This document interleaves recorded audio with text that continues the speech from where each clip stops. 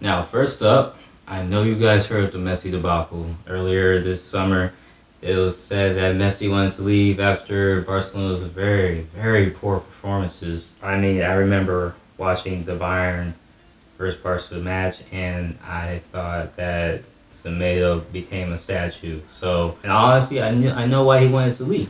Now, unfortunately, he wasn't able to. He tried leaving Barcelona last season, but he was convinced to stay and discuss about his departure in January. Right off the bat, if you're thinking Messi wants to leave even before the season starts, then you already know something's wrong. Barcelona, he convinced Messi to just hold off on the talks and we'll come back in January and see what happens. Now, I don't know if Messi's people, I'm pretty sure Bartomeo's people, Barcelona, they knew what was in the contract, but I'm not too certain that Messi's people knew exactly what the contract was saying, or if they did, Bartomeu just found a way to basically, extend the talks all the way up till June. Because in Messi's contract, there's a clause that says if Messi wants out and he wants to move on to another team, then they will have to pay 650 million release clause. Yet there's a loophole. But there was a loophole in the clause that would allow Messi to go on free. Now, in order to do so, the talks needed to happen during that time in January or sometime before June. Since those talks never happened, that 650 million euro release clause was brought back into effect, which did not allow Messi to leave. I mean, what team do you know out here right now, especially after the pandemic, that has that type of money to be spending on a player like Messi? Now, of course, Messi isn't no scrub. He's, arguably the greatest player in the world, but at this moment in time, really, who has even 300 million to go purchasing a player? No one. But this whole thing just got me thinking, if it did transpire, would Messi even leave? Or would he try to stay and work out Barcelona and see how they can progress? We've seen it with Argentina where he's decided to stay. Of course, club is way different from country, but the guy doesn't have to play if he doesn't want to play. And it's the same at Barcelona where if he doesn't want to play for them anymore, he's not obligated to. He's stayed there for so long. This is where he grew his footballing career, but at the same time, he's a professional. So it makes me wonder, and I want to ask you guys this, what do you guys think about Messi moving on to another team? Do you guys still see that as a possible choice, or is that just something that's scrapped off the table now and Messi's going to play for the full year of his contract? Let me know. So now that was the Messi debacle.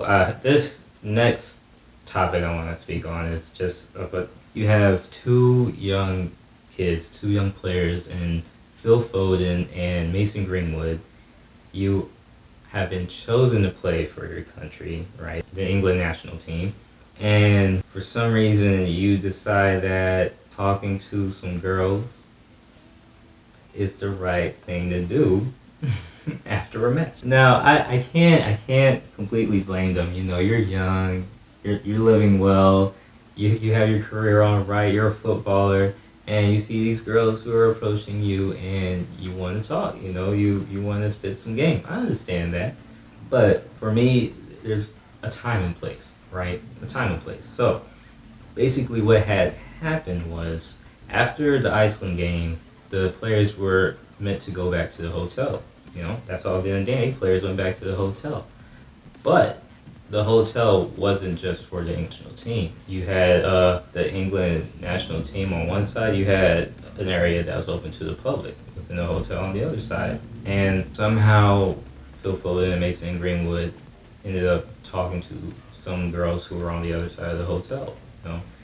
When you arrive in Iceland, they say you're meant to self-quarantine yourself for 5 days. And then I guess at that point you could frolic however you want, So I'm trying to think like a kid, think like back in the day, would I have done the same? And it's very hard to say, right? the personalities that you have, however you want to kind of, show yourself. 20 years old, 18, 19, right? And I'm on the national team already, something that happens to very, very, very few people. And I get to play for my country? Are you serious? Would I mess that up? Personally, no. But I mean, I could always find a way to talk to these girls via social media or grabbing their phone number and then contact them later after all the proceedings are over with my team. All my obligations are over. At that point, you can do whatever you want. But in that moment, when you're called up, to me personally, that's all you should focus on. I don't know why, even if I had a wife, I'd rather be in the zone instead of you know, talking to her. I'm sorry to say that, but if you need to get the job done, you need to get the job done. I just hope that they kind of learn from this experience, and I mean, their whole career shouldn't be tarnished from this. They should be able to play, later down the road, but don't mess that up. Don't mess that road up, all right? It's been paved for you. Keep it clean. Now, this is on to more recent news where I didn't get to see this match, but it became very big news just by the way it played out. PSG versus Marseille. I mean, you would think it would be a heated battle for sure. They are rivals, to a point. But what occurred that day was just absolute craziness. The amount of fans I see on in that stadium. I mean, is the pandemic over? I know France, you guys are doing better than we are here in the U.S., but sheesh, that's beyond here nor there. Basically, what happened was the game ended 1-0 Marseille. That moment was outshine from the absolute craziness that happened in the last minutes of the game, in stoppage time, where you ended up having 5 players sent off, red card. Not only were the red cards a thing, but then you have issues with, race. What more can you say to that other than it's here, it's still here, it happens, right? So just to go a little bit more in depth, Neymar, obviously he was in the scuffle. I'll try to put a little link up here so you guys can kind of see the clip, but he was in the scuffle. He was going to protect his teammate Paredes, right? Because Paredes was the one who was initially in a little scuffle. And I guess the anger that he had, the aggression that he showed was on display because of some of the racial abuse that he experienced on the pitch at that time. I mean, it's something that we have been hearing even this year, all throughout this year, where players are still getting attacked by words, whether it's on social media, whether it's on the pitch. It's still something that happens. So people who say it is existent in the game, I mean, who are you kidding? It's there.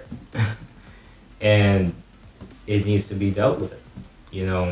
However way it's going to be dealt with, I don't know.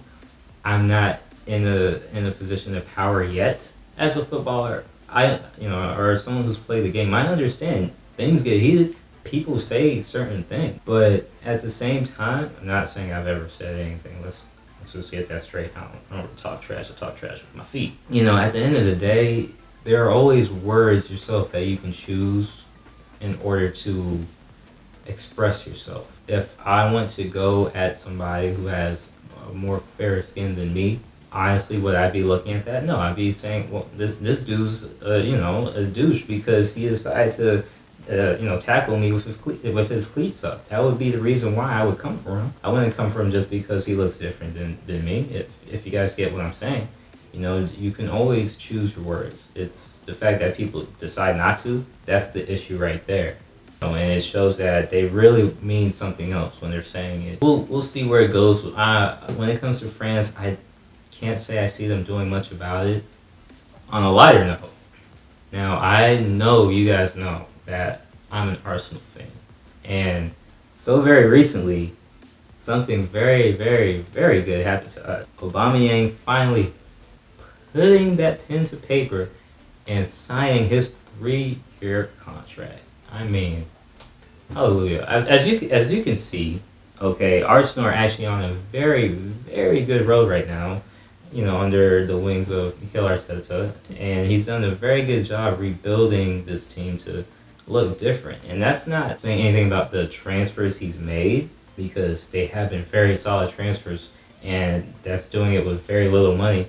But at the same time, about the players that he's been able to improve. Granit Xhaka, as you can see, he, you know, ever since that crazy instance, you know, last season where he decided to say F it to every Arsenal fan, he's come back and he is stayed a consistent player who plays basically every single game for us. And he hasn't really put a foot wrong. You know, maybe a mistake here and there is expected, but other than that, he's been a pretty solid player. I'm not even talking about players who are on the French, but they have improved as well. I mean, as you saw, of course, this is Fulham, you know, a recently promoted championship side, but as you saw from that win 3-0 just, you know, last week, El Neni was absolutely solid, you know, in the midfield, keeping everything simple, everything clean, crisp, but he played his role. And I think that's one thing that Arsenal are really starting to click at, is knowing their role. I don't think